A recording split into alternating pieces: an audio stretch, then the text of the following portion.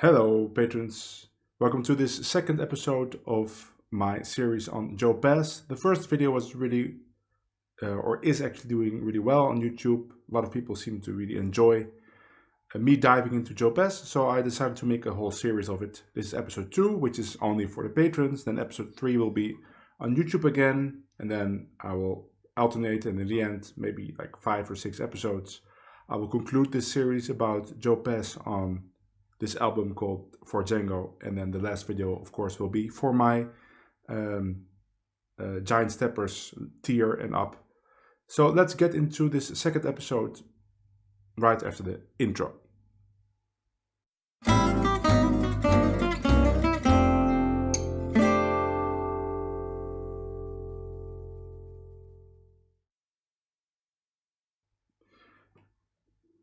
Maybe you're wondering, or you're saying to yourself, wow, he's making really a lot of videos in this past 2 weeks, and that is true, but there's a reason for it.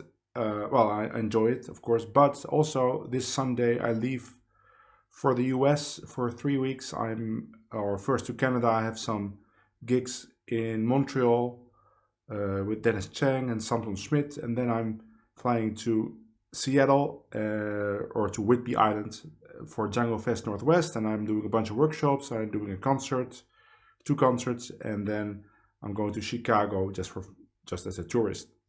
So in those 3 weeks, it might be pretty hard to make regular YouTube videos. I will do my best, but it's going to be difficult. But don't worry, I'll be right back after this tour and continue the way I'm making videos right now. So we're still on Limehouse Blues, and I transcribed the rest of the solo, and I collected, or I chose some more really tasteful Joe Pass licks.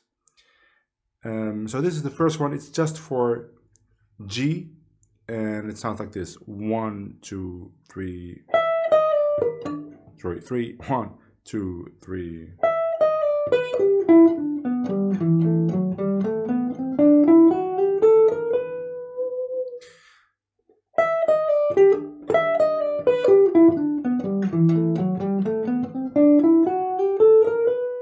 One, two, three.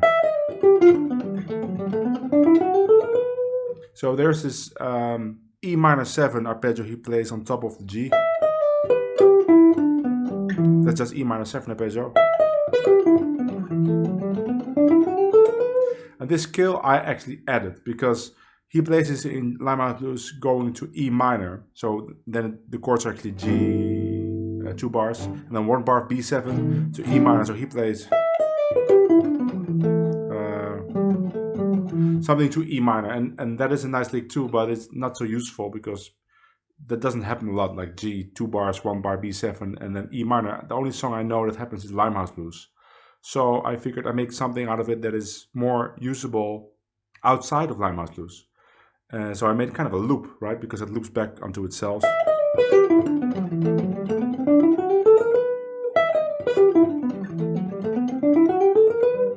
So I thought today I'm going to demonstrate on Coquette. So then we have to play it in D, and then it becomes this.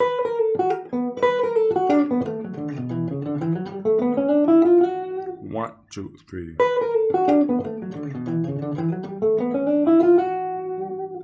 So let me demonstrate that on Coquette. Of course, the backing track is on my YouTube channel, link in the description.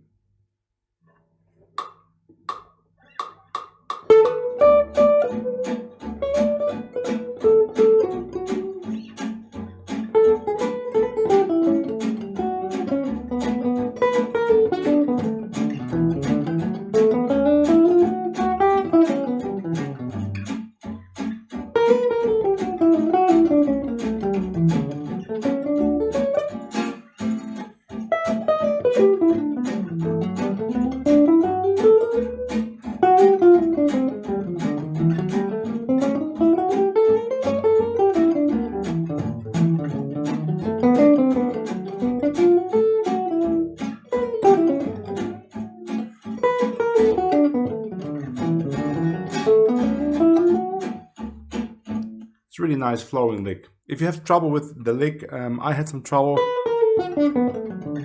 with this part. I kind of had to focus on my fourth finger, to have two strings consecutive with fourth finger. It's not difficult, but for some reason my fingers didn't want to do it at first. So that is my tip if you have the same trouble. Pinky, pinky.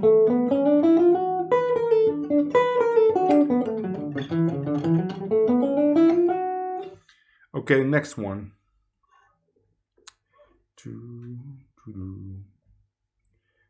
This is a very nice phrase. I changed the ending again. I will explain later. So this is a lick for A7 2 bars, D7 2 bars to G. So let's disregard the first bar now, and let's say we start in the second bar. So then it sounds like this: 1, 2, 3, 4.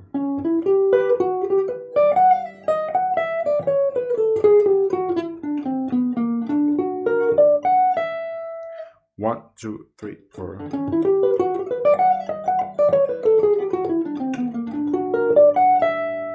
So Joe Pass actually stops on the B flat. So in not the last bar, but the bar before, he stops on the first B flat. Because in Limehouse Blues, of course, it's A7, D7 to C7. So he kind of hangs on the B flat, so it goes to C7, because what I wrote down is A7, D7, G, which you will encounter in many songs like Coquette, Honeysuckle Rose, The Bridge, There Will Never Be Another You, right before the second half, I Can Give You Anything But Love, many songs, like 2 bars of the 2 chord as a dominant and 2 bars of the dominant itself. And I put this quarter triplet there because it's the perfect place to play this kind of augmented triad up. But you don't have to do that. You could stop on the B flat and just resolve to G in another way. Maybe like, let me see.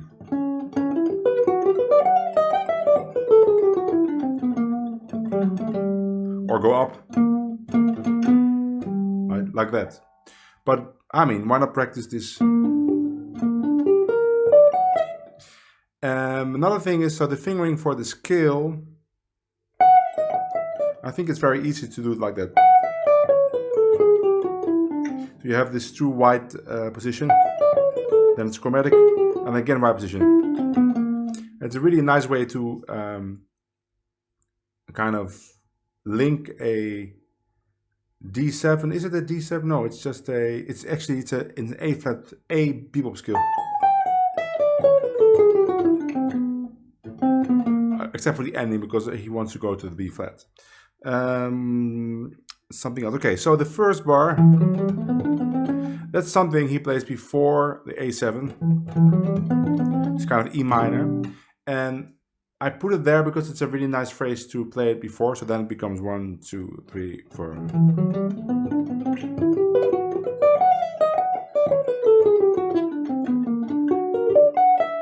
Of course, then you have to start earlier. And so if I have to play this in Coquette, there we have the bridge E7 to A7. So then if I wouldn't play that lick, it would become...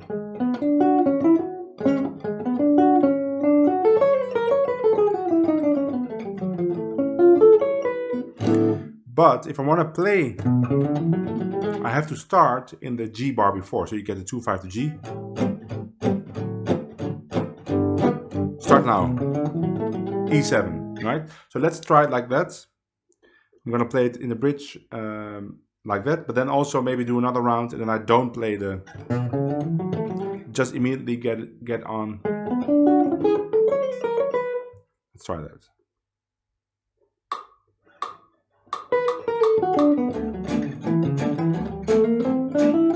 Whoa.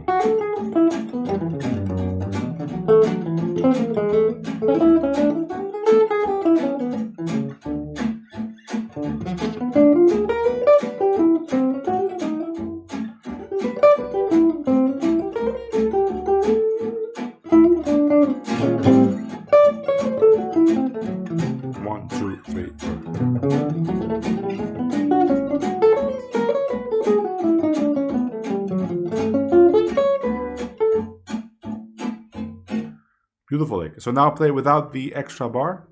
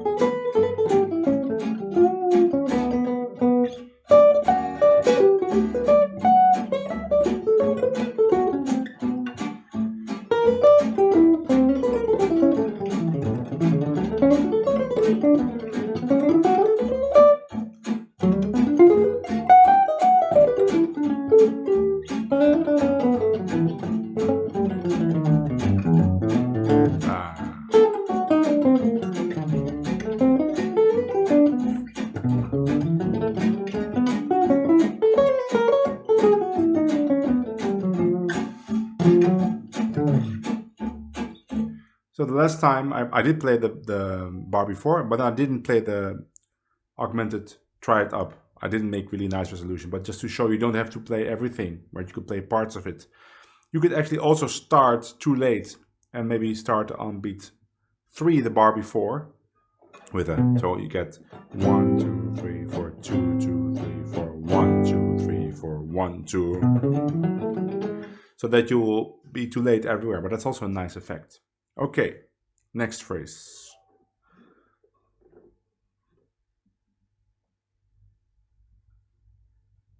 There's a very cool 5-1 lick from to minor, so fits on a minor 2-5-1.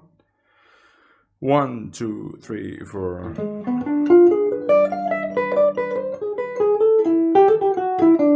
One, two, three, four.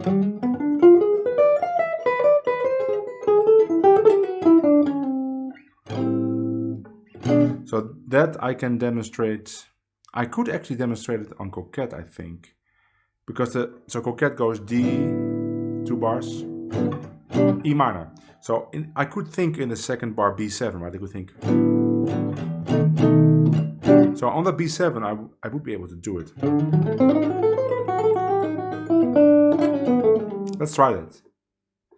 I planned to demonstrate it on minor string, but why not on Coquette?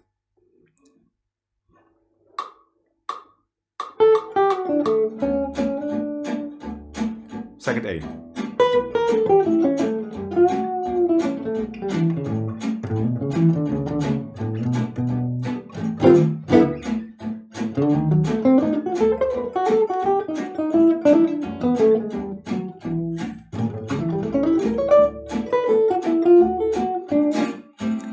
Let's do that again.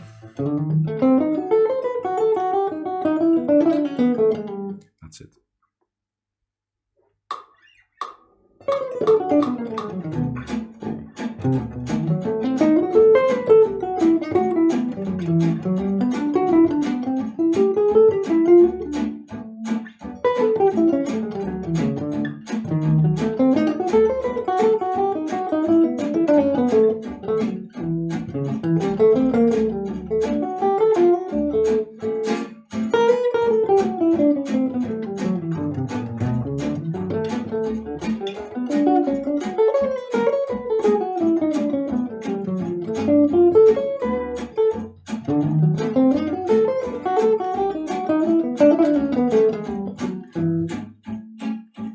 Really beautiful lick, and of course fits. Let's do it on minor string just to see how it sounds on minor string. Here we go.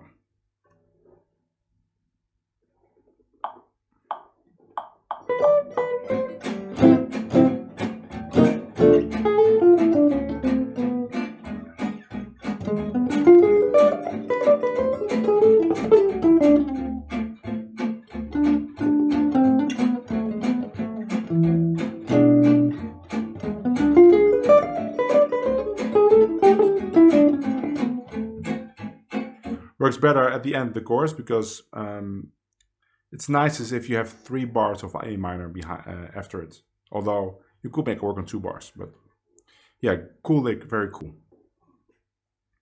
Next, 2-5-1 lick to G, 3 4. That's really Joe Pass. Really kind of beboppy with a subtle blues flavor. So in D, it's not the easiest to find, of course, because it starts on the D string, and as you know, I like to start everything on the E or A string or the high E string.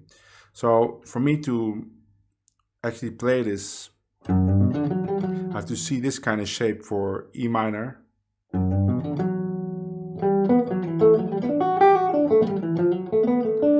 Or let's say I have B7 before it. So I could do it like that. So this B7.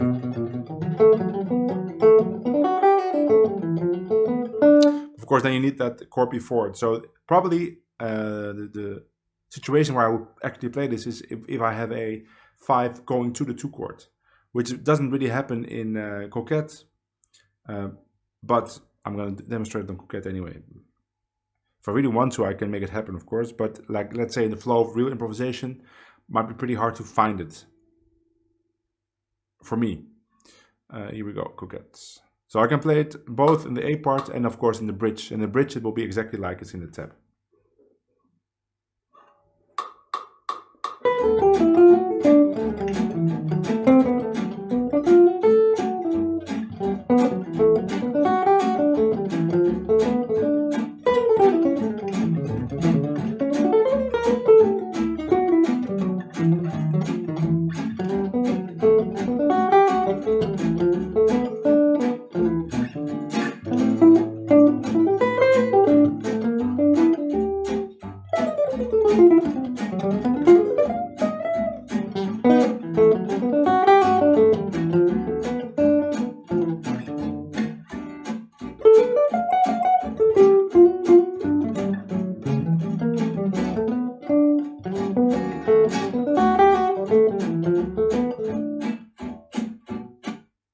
Very nice. These are all cool licks. And the last one. This is a real guitar trick and I couldn't leave it out. Let me just first play it and then I'll explain what's happening. So it sounds like this. 1, 2, 1, 2, 3.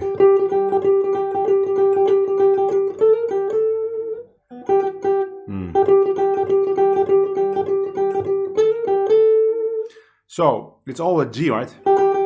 But he plays 2 of them on the G string and 2 of them on the B string. One after the other, you get. It's kind of Joe Pass's version of when Django does. So if you play the Joe Pass version, there's different ways you can do it. First of all, you could leave the fingers down and you get this effect. Get this kind of weird chorus effect. It's cool. Or you could lift the pinky off and on. There's a subtle difference between, or it's a little bit more articulated, it seems. And then, or you could do it with a slide.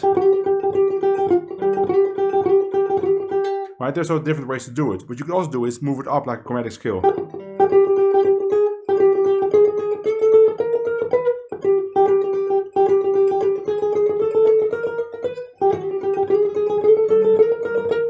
All kinds of different possibilities, but this version is just C7.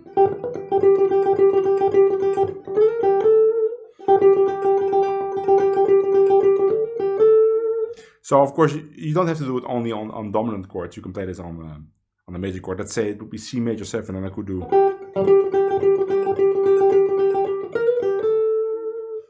The thing is, you start on the 5th. That is really like Django would do it too, right? He plays this kind of phrases always starting on the 5th or the 9. So on the 9 you could do 2.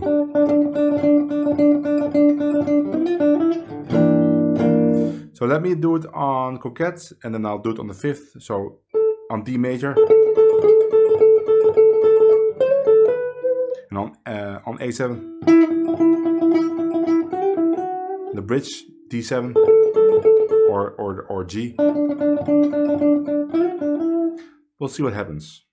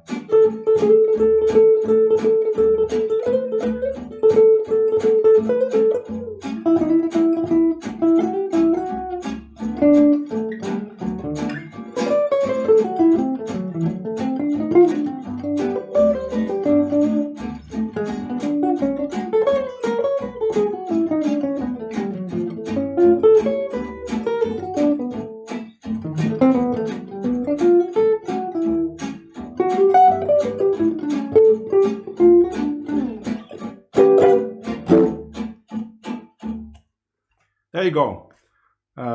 Some experimentation with all the phrases except for the one that went to minor.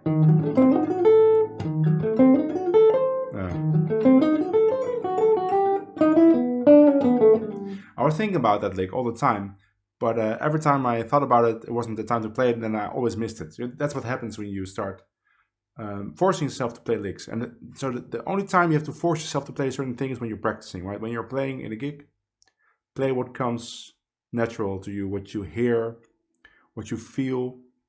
But in the practice room, of course, you got to force yourself to do these things. I'll try to make one more episode of Joe Pass before I leave. Of course, that'll be a public one on YouTube, and then probably the next Joe Pass video will be either somewhere on the road or when I get back. But then probably I won't have an art stop when I'm on the road, so then I would have to make a Patreon exclusive Joe Pass video on Gypsy Jazz guitar. But that's interesting as well. See you in the next video. Bye.